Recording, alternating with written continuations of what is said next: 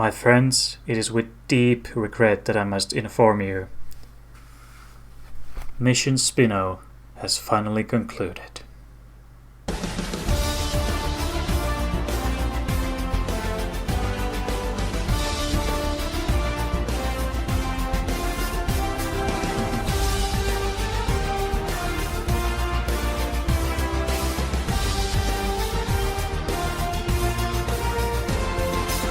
But in all seriousness, guys, I'm TimK5 and we are here to discuss Vettel's choice to leave Ferrari in 2020.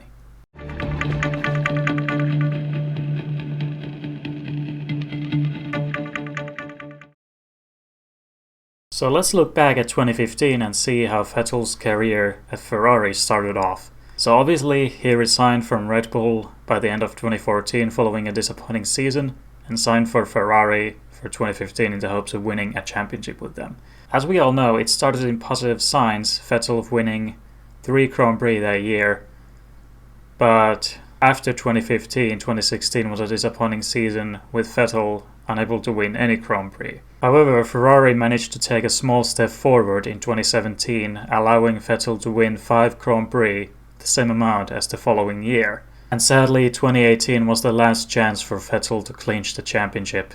In 2019, Ferrari won only 2 Grand Prix, both of them by Leclerc. Vettel came this close to winning 1 Grand Prix, that is obviously the controversial Canadian Grand Prix, where he rejoined the track unsafely in front of Hamilton and got a 5-second penalty, dropping him behind him. And today, in 2020, Ferrari and Vettel came to the mutual agreement that they would part ways. So where do we go from here? I have no idea where Vettel would actually fit in F1 with the current grid. Mercedes might keep both Hamilton and Bottas, Ferrari would get a replacement, and Red Bull would probably keep their current seats. Or maybe, just maybe, Vettel would rejoin Red Bull. Now the Red Bull is actually a pretty competitive car as proven by Verstappen in 2019. However, as far as championships go and the highest spot, Ferrari and Mercedes are the 2 default favorites. But we won't know how the grids shape up for 2021 until we see.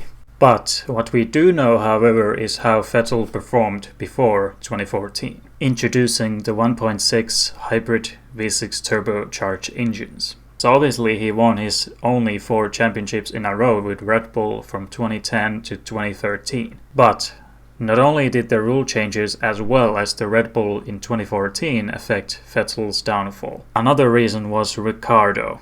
He was really impressive that year, winning 3 Grand Prix and being the sole driver, apart from the Mercedes drivers, to win a Grand Prix that year. So Vettel was completely overshadowed by Ricciardo. But in 2015, Vettel obviously got his big break when he teamed up with Ferrari and having Kimi Räikkönen as his teammate. Vettel in turn overshadowed Kimi Räikkönen every single season from 2015 onward. But once again, Vettel's limitations became painfully clear in 2019 when Leclerc joined them. As we established previously, Leclerc took the only victories for Ferrari that season and could have won a 3rd Grand Prix in Bahrain, was it not for his unfortunate technical issues. And if we think about 2018, despite all of the success that year, Vettel unfortunately was extremely vulnerable to mistakes at the end of the year, as we well know. And I'll be honest, I was an avid Vettel fan during his years at Red Bull. But by the end of 2018, I stopped being a Vettel fan. I really hoped for Vettel to win that championship with Ferrari. It would have meant so much for both to him as well as Ferrari. But especially now as Vettel's leaving Ferrari, I just don't think Vettel has the same drive anymore. Ever since Leclerc joined Formula 1 in 2018, I immediately noticed his talent as I wasn't watching GP2. He had a really impressive season with Sauber, and it's no wonder he got that seat with Ferrari in 2019. And right off the bat, he managed to impress. As we spoke earlier, he almost won the Bahrain Grand Prix, but unfortunately the technical issues prevented him from doing so.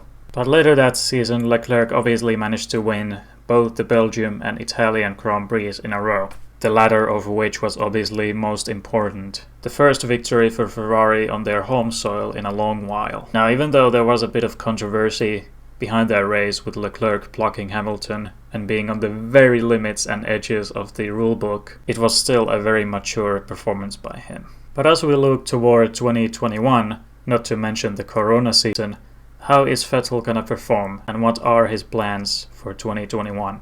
What do you guys think? Does Vettel actually have a future in Formula 1 or is his star finally blinking out? Let us know in the comments section below. I'm TimK5 and this has been a brief discussion moment about Vettel and his future in Formula 1.